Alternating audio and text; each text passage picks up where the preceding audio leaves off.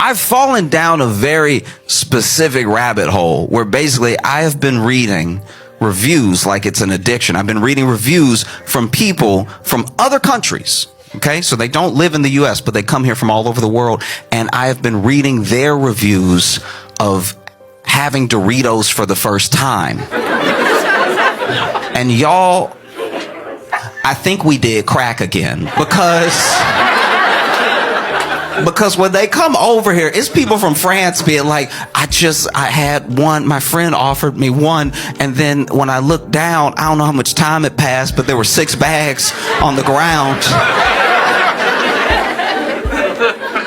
And this is my thing, like, maybe what we are doing with Doritos is bad, you know what I mean? Because when you read the back of a bag of Doritos and you look at the ingredients, they all are words longer than what should be in food. If you read the back of a bag of Doritos, it looks like the recipe for meth, right? It's just a lot of propylene glycol sounding stuff and everything. So no wonder they come from around the world. They come from Europe, Asia. They get addicted and everything. It's sad to watch.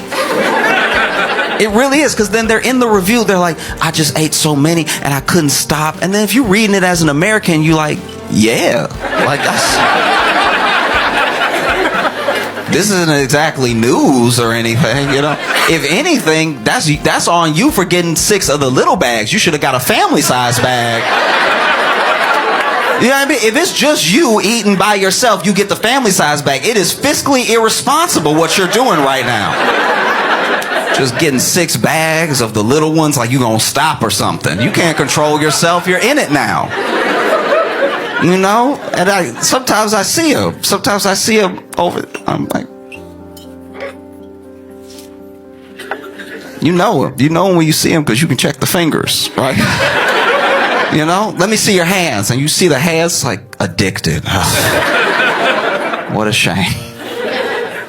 Because no other country lets their companies do to the people what we let the companies do to us as far as ingredients. Like, we're like, man, it's very good. It's so good.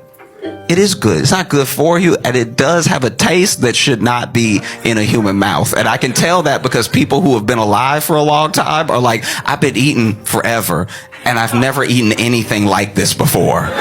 It's taken me to a place I don't know if I want to go to. And you're reading them and you're like, how is it this serious? But then you actually travel, because like I've traveled around the world and stuff, and I've been to some of these countries that talk about the Doritos, and I can tell they're going to get addicted, because when I go there and I eat their food, I'm like, yeah, y'all missing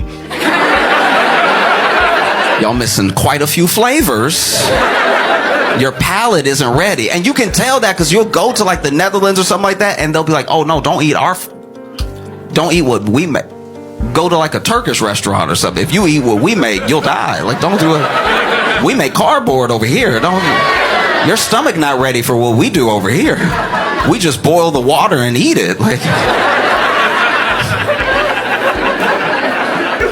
you know, but I was reading, there was one dude from Poland who was like, I don't know what to do with myself. He said, I'm reading it, I don't know what to do with myself. I've had every flavor multiple times. A friend gave me some at a party. They always start it like that too. Like a friend gave me some while I was at a party. They start with that peer pressure type stuff. And that's how you can tell it's drugs for them. They're like, my friend introduced me to Doritos. I was young and innocent. Now I've been running up and down town trying different flavors and stuff. And this dude from Poland was basically, this is like on a Reddit post, and this dude was pretty much admitting that he was extending his stay in the States to spend more time with Doritos. He's like admitting to the open internet that he is overstaying his visa to eat as many Doritos as possible. He is risking ever being able to return to the country. I live in New York, and sometimes I'm walking down the street. Sometimes I walk from show to show instead of taking the train and stuff. And I was walking from one show to the other, and I was passing this bodega. And outside the bodega was a dude that was over here like, you know, just standing there doing one of these and everything. And I don't know, I've lived in some bad neighborhoods, all right? And when you see this, you know their day isn't going well, right? This right here, if you walk up on somebody and they're doing this, you about to be asked for a favor, right? Like, these are not the movements of someone that's just going to wish you a good day, right? So you're about to hear a story when you see this. And so I'm walking by, and as I walk by, he's like, excuse me, sir. And I was like, oh, that's different.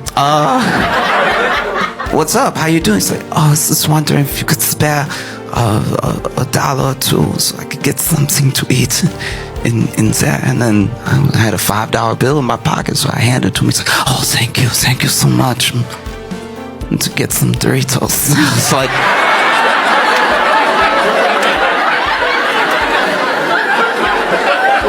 I'm an enabler. Like,